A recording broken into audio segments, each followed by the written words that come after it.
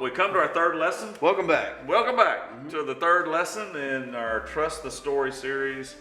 And for this lesson and the next lesson, we're going to be in the book of Esther. And I tell you, Esther, I challenge you, if you haven't read it, it's 10 chapters, read it in one sitting. It is probably one of my favorite books. Yeah, it's an interesting story. There's a lot of ins and outs. Interesting fact about the book of Esther, God is never mentioned.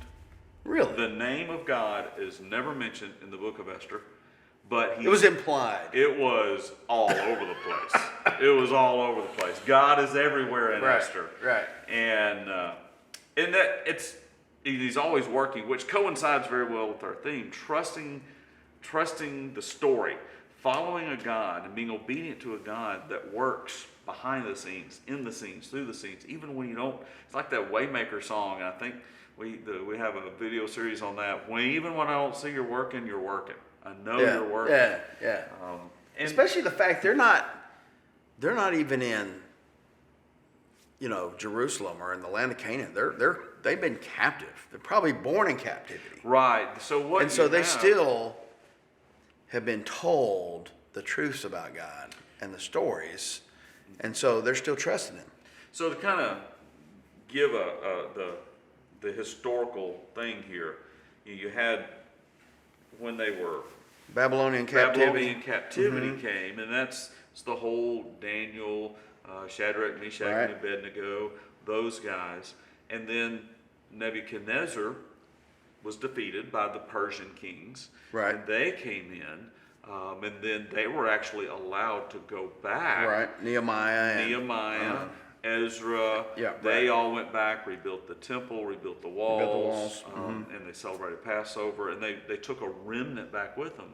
But there was a group that stayed and in Persia, and this is part of that group. Right. So the people that we're talking about here, the Jews we're talking about in this book of Esther, were probably born in captivity. Right. They had heard about Jerusalem and they knew about their nationality, but they didn't go back. And so some of the characters that we have in this story, of course, it's 10 chapters. We won't have time to go through all of it. We're going to hit some of the highlights to our point here. But you made a great point about here they have been in captivity for over 70 years, born in captivity, never knew what the temple was, right? Never saw it. It was destroyed. They never knew it. But they're still practicing and serving God. Well, back then, hopefully, you'd like to think it's passed on from one generation to the next, even if it's just by storytelling. Well, and that's like we're doing here. Well, and that's the importance of what we're doing here. Right. That people tell this generation who tells the next generation and leaves that legacy, like your mother did with you and your siblings. That's why you know these stories so well, right? Because y'all read Bible stories. It wasn't Alice in Wonderland; it was Bible stories. That's right. And so that's so important.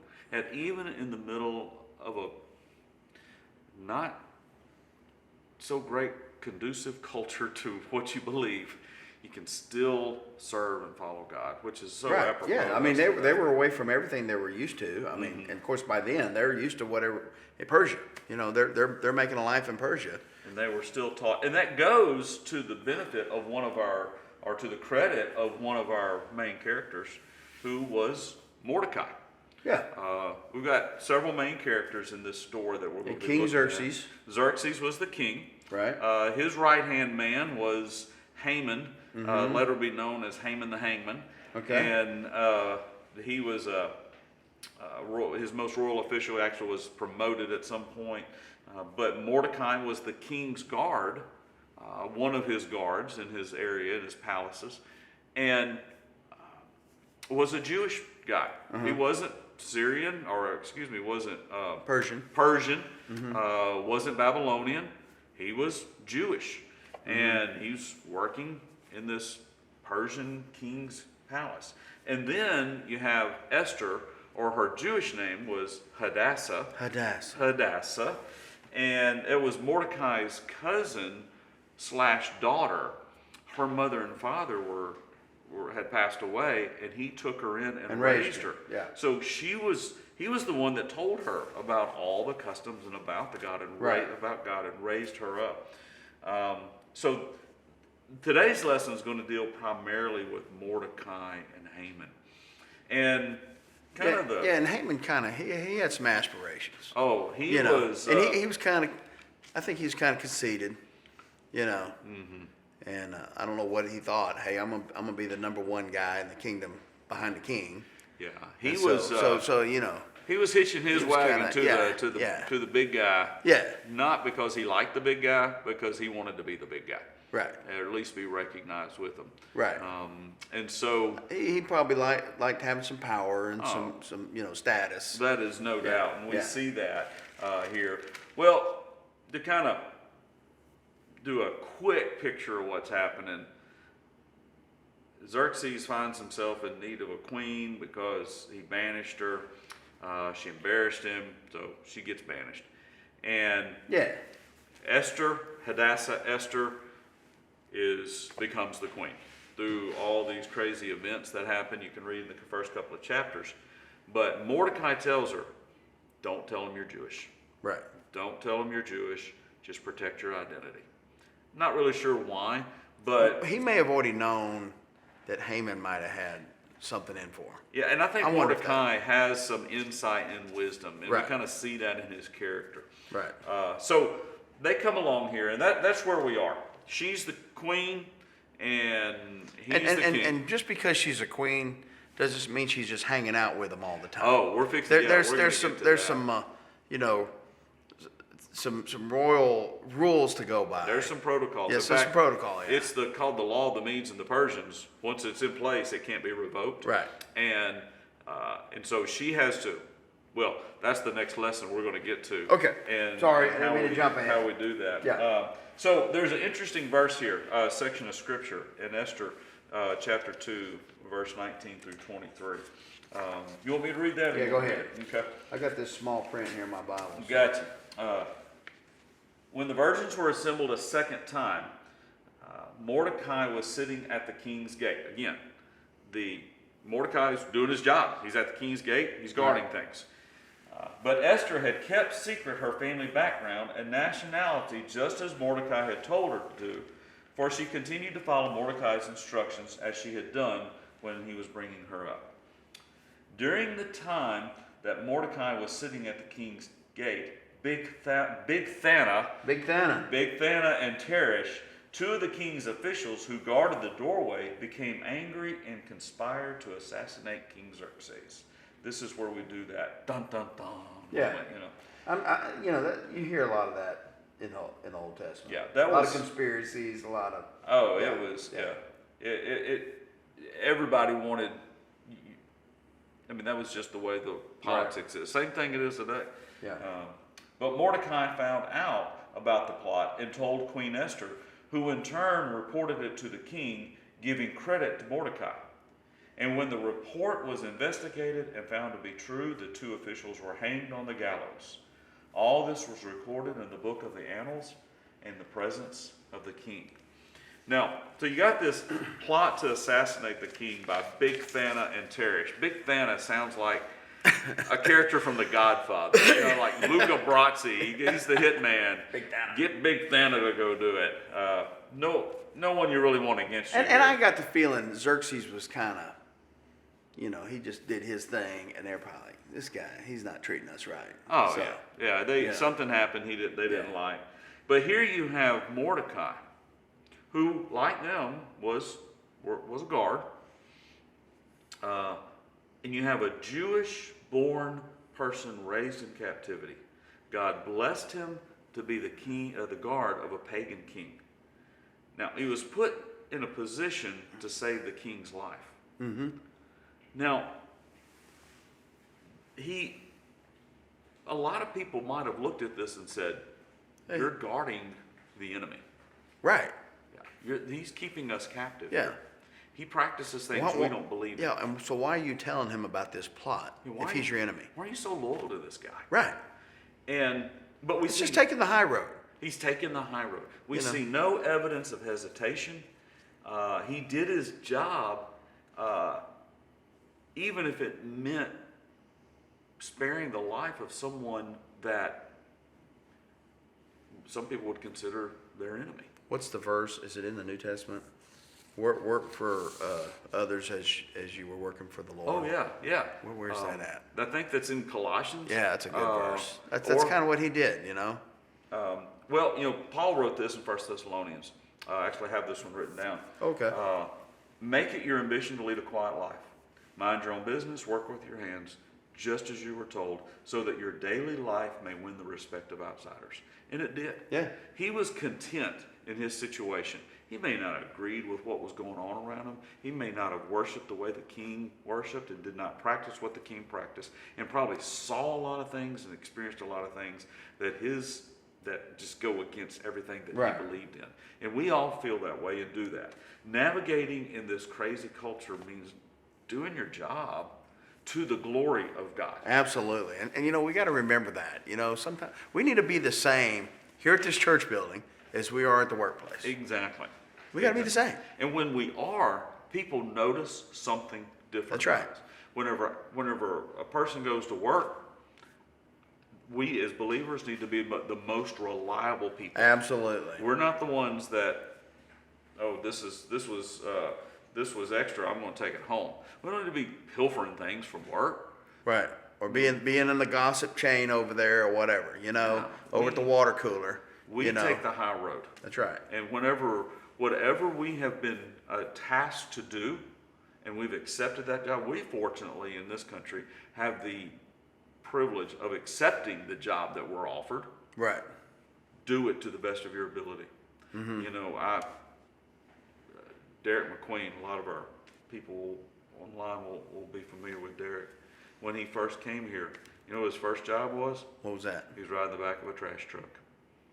And he was so thankful to be riding the back of a trash truck because he had come from such a horrible situation of his own choosing. And it was just the back of the trash truck meant rescue to him. That's cool. And then he worked his way into different jobs, and now he's on staff at White Ferry Road as one of our Celebrate Recovery ministers. Yeah. So, and he was the best trash picker-upper in Ouachita Parish. There you go. And so the challenge is whenever we leave a job to maybe go to another job, people need to be sad that we're going. Absolutely. It needs to be hard to replace us. That's right. I tell my two sons, I'm like, look, when you're at work, they're like, well, these other guys are not. I said, look, you be the one that they look at and say, that dude's a good worker. That's a good worker. Yeah. And you make yourself noticed when you do that. Right. And if there's cuts that have to be made, and sometimes there's cuts to be made, they don't want to cut you. They'll look to someone who does not. Right. Because you're you're not doing it for that person. You're doing it for the glory of God. Absolutely. And when we have that view, we can live holy in a crazy culture. Right. Well, the story continues here. Chapter 3, verse 1. After these events, King Xerxes honored Haman, son of, that guy, Yeah. the Agagite, elevating him and giving him a seat of honor higher than all the other nobles. Now, he was already kind of had a big head. This just kind of swelled on up. Oh, yeah. All the royal officials at the king's gate knelt down and paid honor to Haman, for the king had commanded this concerning him. But Mordecai would not kneel down or pay honor. Seems rebellious, but we know that Mordecai is not rebellious, right, because he's already protected the king from assassination. Right. So this has got to be something different. Yeah. Like I said, I think he may have known a little bit. He knew. Yeah, he knew. He had a little insight Yeah. into Haman.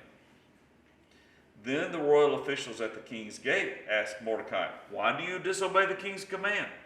Day after day they spoke to him, but he refused to comply. So they're trying to say, look, you're going to make life difficult on yourself. Just bow a knee when the guy walks by. He wouldn't do it. Therefore they told Haman. Now they went and stirred up all kinds of trouble. Mm-hmm. Therefore they told Haman about it to see whether Mordecai's behavior would be tolerated. For he had told them that he was a Jew. Okay. So now we get a little insight as to why he wouldn't bow a knee. Mm-hmm. Because his loyalty to God would not let him bow a knee to God, to Haman, because Haman was neither God nor a king. More king, yeah. I'm not loyal to you. I'm loyal to my God and the person, And the king I work for. the king I work for, That's right. whom I see God put in place. Right. God put me here. I'm working for God. Therefore, I'm loyal to him. Right. When Haman saw that Mordecai would not kneel down or pay him honor, he was enraged. Now we get into a little bit about Haman. Yet having learned who Mordecai's people were, he scorned the idea of only killing Mordecai. Instead, Haman looked for a way to destroy all of Mordecai's people, the Jews, throughout the whole kingdom of Xerxes. And I think there's some history there. I think in his so. family lineage. He's and an the Agagite. Jews, he's an Agagite, and they didn't always get along, way on back. Yeah. And one tried to destroy the other. So here he's this risen to power. I'm going to wipe every one of y'all out. Not just you, alleviate this problem. I'm going to restore honor, and I'm going to be honored by everybody. Yeah. His refusal was not rebellion, but it was loyalty. Right. Loyalty to God. And navigating in a crazy culture that they were in captivity, pagan worship, so much immorality that he did not participate in, as we have now in our culture. And really any culture that is anybody that's a believer and follower of God and Christ and indwelled by the Holy Spirit is going to live counter to the culture we're in. And it's gotten more difficult. It is. I mean, It's has. not a national problem. It's an international problem because of sin in the world. Right. It's a fallen world problem. You know, navigating in this crazy world takes an unwillingness to compromise on what is right. And that's a key value that all believers have to adopt, that we're serving God. We're not serving humankind. We're not trying to please others. We're working for the Lord. And we do that. And sometimes those decisions are hard. But they all run counter to the crazy culture we live in. We have to live that way. Jesus said in Matthew 10, I'm sending you out like sheep among wolves. Therefore, be as shrewd as snakes and as innocent as doves. In other words, be smart in the way you're living and navigating in this, like a sheep walking through wolves. It's a crazy world. He promised. He said, I'm telling you, this is what's happening. But you be innocent. And we see some of that in this story. Oh, and yeah. we'll see some more when we come back and revisit it. That's it. That's the thing. Because there's more I want to get into, but I guess we're going to have to wait for the next Well, one. we got to get Esther yeah, into the story. yeah. This is a really twisty, turning story. Yeah. And it's great. You know, we all face times of compromise. Some are big, some are small. But they all have consequences. Part of navigating this culture is trusting God's story and remaining loyal to Him, even in the middle of it. Right. You know, Mordecai made his decision before he was ever in the situation. A man that we known him since he was born, Zach Stevens, Oh, yeah. Yeah. has worked on film sets, filming reality shows and things. And he said one day, after filming was done, he was putting up his camera, and some of the other crew, they were over by here, pulled out some marijuana. And they started rolling it up, started smoking it. And he's looking at it, and they said, hey, you want some? And he said, this is the moment. He said out loud to them, this is the moment. This is the moment. What are you talking about? This is the moment my parents told me would happen. My parents told me one day, I'm going to come to this moment and I'm going to have to make a decision. And this is it. They were right. This is the moment. It's happening right now. They were probably looking at him. They're like looking he at was him like he's crazy. And he said, I can hear him saying that. oh yeah. And he said, they were like, well, you want some? He's like, no, man, I'm good. But man, this was the moment. This was the moment. Zach made that decision before he was ever in that moment. Oh, that's good. Mordecai made the decision to trust the Yeah. story before he was ever in a situation of compromise. Yeah.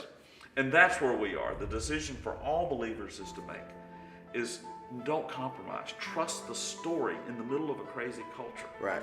And when we do that, we will live countercultural lives, just like Mordecai. Yep. And, I can't wait for the rest of the story. Yep.